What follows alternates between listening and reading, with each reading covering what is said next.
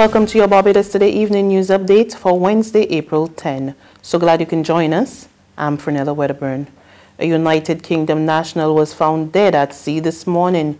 He is 23-year-old Benjamin Burgess, who was an engineer on board an oil tanker docked just off Oistins, Christchurch. Police and Coast Guard officials recovered his lifeless body from the water just off the jetty of the Barinda Cox Fish Market. Petrad Gordon Tankers, the owner of the vessel, named the Lucy PG, said the company is devastated by the tragedy and extended condolences to Burgess's family and loved ones. In a statement, it describes Burgess as a valued engineer. The company said it was still awaiting information from the police about the incident, but assured that the master and crew of the vessel are fully cooperating with police. Lawmen are asking anyone with information about the incident to contact the Oistins police station at 418-2612, police emergency number 211, Crime Stoppers at 1-800-8477, or the nearest police station. Police this morning destroyed a massive quantity of illegal drugs. The contraband, which included cannabis and cocaine, had a street value of over 1 million Barbados dollars. Acting Senior Superintendent Bruce Rowe guided the process. This morning coordinated the burning of marijuana, cannabis and cocaine at the incinerator. It was 93 packages of cannabis, 5 packages of cocaine. The burn went well. I'm satisfied that everything was to my satisfaction and according to the regulations of the force. The drugs were confiscated sometime last year, and as per the law now, sampling was done and the bulk destroyed. These matters are still. There were 3 persons charged, and the matter is still pending before the courts of Barbados. In other news, this Wednesday, the Congress of Trade Unions and Staff Associations declares it is not on board with the pending increase in bus fares. In fact, CTUSAB President Edwin O'Neill told reporters at a news conference today that the hike from $2 to $3.50, which will take effect from Monday, will be a huge burden on the lower class.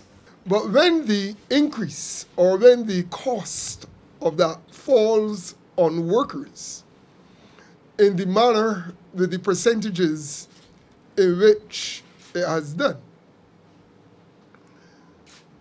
there cannot be an easy way of getting around it. That translates into hardship. That translates into a reduction in disposable income. And whilst the middle income earners are better placed to absorb such increases, certainly it is going to have a severe and significant impact on the lower income earners. O'Neill further lamented that the BERT program has brought nothing but pain to the island's workers. Labor has been, from the time this mission-critical agenda has been embarked on, has been the one facing and taking the brunt of the blows. So, labor pains now in this economy are not just about the state of the delivery of the infant, but now has a real meaning on work and workers and disposable income. If ever time that labor pains are being experienced in the economy, it certainly is so now. The government's plan to achieve a 6% fiscal surplus this financial year is no doubt ambitious, so says a top official from the International Monetary Fund. Assistant Director in the Fiscal Affairs Department, Kathy Paltillo, says while the government's economic plan is sound and should help the country to reach its targets, additional measures may be needed. Barbados is making good progress in implementing its ambitious and comprehensive economic reform program. On the fiscal side, again, achieving a primary surplus of 6% of GDP in 2019-20 and maintaining that for several years after is going to be challenging. And reforms of state-owned enterprises is critical to reduce government transfers to those. Now, the budget for 2019 and 20 that's approved does provide a solid basis for reaching the targeted primary surplus, but the government will need to stand ready to take additional measures if needed. But Tillo also stressed that government must continue to pay attention to its social safety nets. I'd also point out that adequate social spending and improved social safety net are important priorities for the program. So, of course, these reforms should improve the efficiency of spending and of social spending in particular, while protecting the most vulnerable. There's regional and international news after this short break.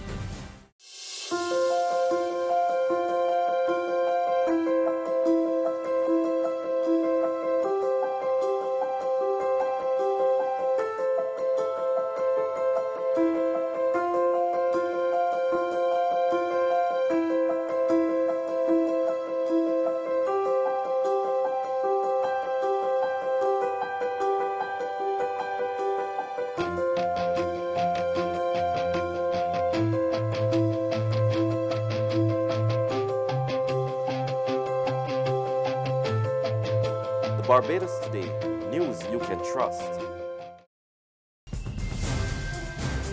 To regional happenings, Trinidad and Tobago's National Security Minister will be taking 3 pieces of legislation to Parliament, all aimed at tackling the scourge of illegal firearms. During a press conference today, Minister Stuart Young alerted the opposition that their support was necessary in ensuring the passage of the legislation. Jessamine Ramdeo of CNC3 Television tells us more. According to him, one of the laws mirrored the familiar bail amendment bill, which can see persons held for a firearm being denied bail for a period of time. What we're doing is we're taking away a right. So we're taking away to take away a right under the Constitution, you have to provide due process. The due process in this case is your case will be called and prosecuted within 120 days. So it puts pressure on the police service as well and the prosecutors. You want this legislation, act responsibly, get the case heard and determined in that 120-day period. So there's precedent for it. It's not reinventing a wheel. Young said legislation is being crafted to strike a blow to repeat offenders, as anyone held for a firearm on more than one occasion will face harsher penalties. On the international scene, 10 people have died in Rio de Janeiro after torrential rains triggered widespread flash flooding.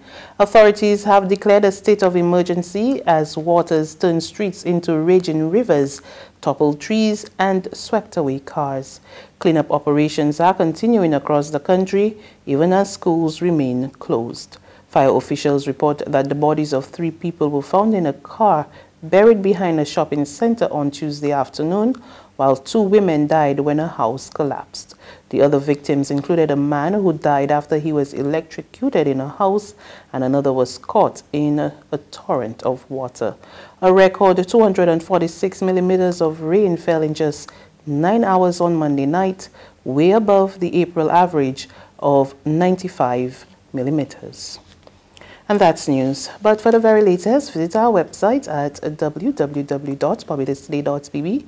You can also subscribe to our e-paper, email updates, or like us on Facebook, and sign up for our breaking news alerts via WhatsApp. We're also on ISB Media in bus terminals, as well as screenplay at supermarkets and gas stations near you. And you can also hear us on Mix 96.9 FM and Capital Media HD 99.3 FM. I'm Fernella Wedderburn.